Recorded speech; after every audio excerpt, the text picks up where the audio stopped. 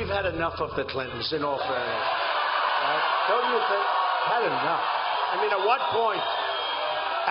point do we say it?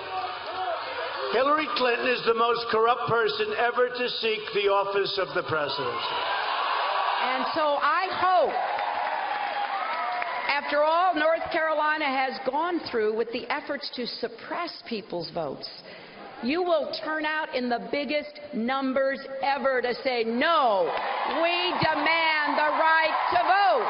So when you hear folks talking about a global conspiracy and saying that this election is rigged, understand that they are trying to get you to stay home. The First Lady on the trail with Secretary Clinton, also Donald Trump out and about. Let's take a look at the SR average, the poll of polls here. We have it at Clinton plus 5.2 nationally. That includes Fox News, Washington Post, ABC, IBD, TIPP, that's Investor Business Daily. That is in this group of polls, Pew and CNBC. With that, let's bring in our panel. Lisa Booth, columnist with the Washington Examiner, A.B. Stoddard, associate editor at Real Clear Politics, and syndicated columnist Charles Krauthammer. Okay, Lisa, they're making the closing arguments. Michelle Obama, it looked like really helping and trying to energize the turnout with young people, especially in North Carolina. Well, and that's exactly what they need to do. And I think what we're looking at right now is a race that is tightening, and the leads that Hillary Clinton does have are not insurmountable. Whereas if you looked at this race after the Access Hollywood tapes leaked, then we were talking about potentially losing the House. So I think if you're the Republican Party, you're feeling a little bit better about the situation as far as where the Senate majority holds as well as the House holds.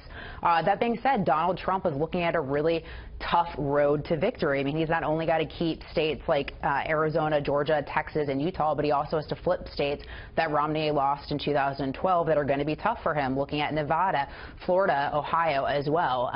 So I think we're looking at a tightening race, but Hillary Clinton's still up. You know, A.B., we see these polls about Georgia, about Arizona, Texas. Most of the experts in those states say they're not going to go blue, but there are some of those polls that are really tight, and that they say it's maybe not a trend, but about this election per se. Right. If Hillary Clinton were to win in Georgia or Arizona, I don't think it's a permanent Democratic realignment in those places, but it does require more resources, trying to get out the vote in Texas, where it's looking close, trying to hold Arizona as a red state, where she has something more than 30 field offices, and I think Trump has none. I mean, this is still something that in the end it costs money and manpower, and it's stressful as the party tries to mobilize its supporters. They don't want to be protecting, Hillary trying to block in red states. And so look, she would argue it's worth all her resources, because with a good ground game, what if it was close and she could push it up 1.5 points and take a state simply because she had the boots on the ground. That's why you see them going there, and they stash the money in advance in case an opportunity like this arose. Charles, I want to ask you about these emails and what we're seeing inside them. First of all, Cheryl Mills, she's the former chief of staff for Hillary Clinton. In one of these WikiLeaks emails exchanges, at the end of it, she points out that in a note to send it to another account, not state.gov, because she says, as a reminder, government email is maintained as federal records. In other words, don't send it there if you've got something to tell me that we shouldn't be saving. Well, look, this brings us back full circle to where we started. The original question was, why does she have a private email? She said convenience. Obviously, that was ridiculous. She's carrying around a whole lot of devices. It was obvious she was hiding something.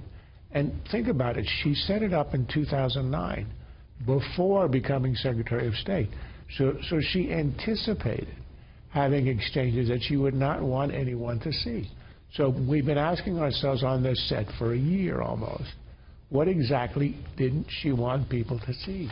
Well, now we know, and as we speculated, the most plausible explanation was the rank corruption of the Clinton Foundation and its corrupt, I don't know if it's illegal, but corrupt relationship with the State Department. And her only defense, as we saw earlier, the Democrats are saying, well, there was nothing that she did as in the Raytheon case, that was corrupted by donations. You can believe that if you want, but there's a reason that people give donations in large amounts, and that's to influence the outcome of decisions.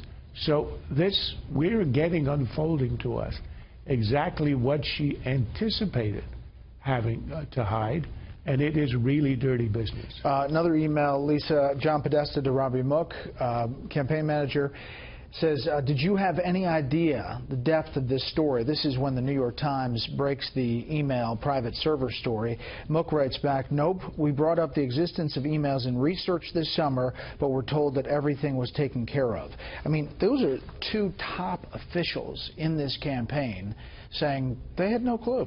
I find that pretty astounding, because typically when you work on a campaign, I mean, you do opposition research on your own candidate. And that's what he's referring to there. Right. Is the oppo research against your own candidate to prepare for a run. Exactly, and that's what they were doing. But the fact that they didn't know the depths of it, I find very interesting, because typically individuals, especially people that are at the top like that, would be aware of all the, you know, deep, dark secrets that are potentially going to surface, because what you want to do as a campaign is to get out in front of it and know what's coming, you know, to protect yourselves. Because clearly this is a massive campaign issue for Hillary Clinton, the fact that we're still talking about this. And if you even looked at polling post, you know, FBI Director Comey, when he made the announcement that they're not going to bring forward or recommendations for charges, you had 92% of Americans that think she either broke the law or did something wrong.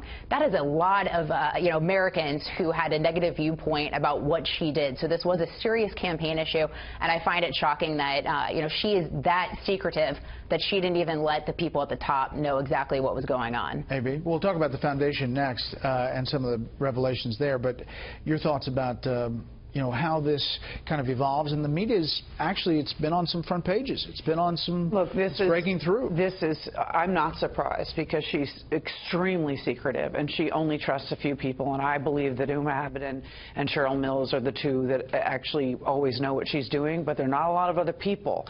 And when people, you could see Neera Tannen from Center for American Progress and Podesta and others talking about, hey, maybe we could mitigate this damage. Is there any way to prevent this? The optics of this are terrible. And it always comes from the top. She feels entitled. She's completely politically sort of obtuse and tone deaf. She feels she can do whatever she wants. Nothing ever smells wrong to her. And she just sort of blazes forward, and then they're left to clean up a mess. And that's what the sort of the greasy details of the WikiLeaks emails show, the way that she conducts herself and the people around her. I mean, the irony here is that she's the most secretive, obsessed with secrecy campaign, and yet now it is not secret at all. There are no secrets, and we're seeing the internal conversations because of these WikiLeaks, which were hacked.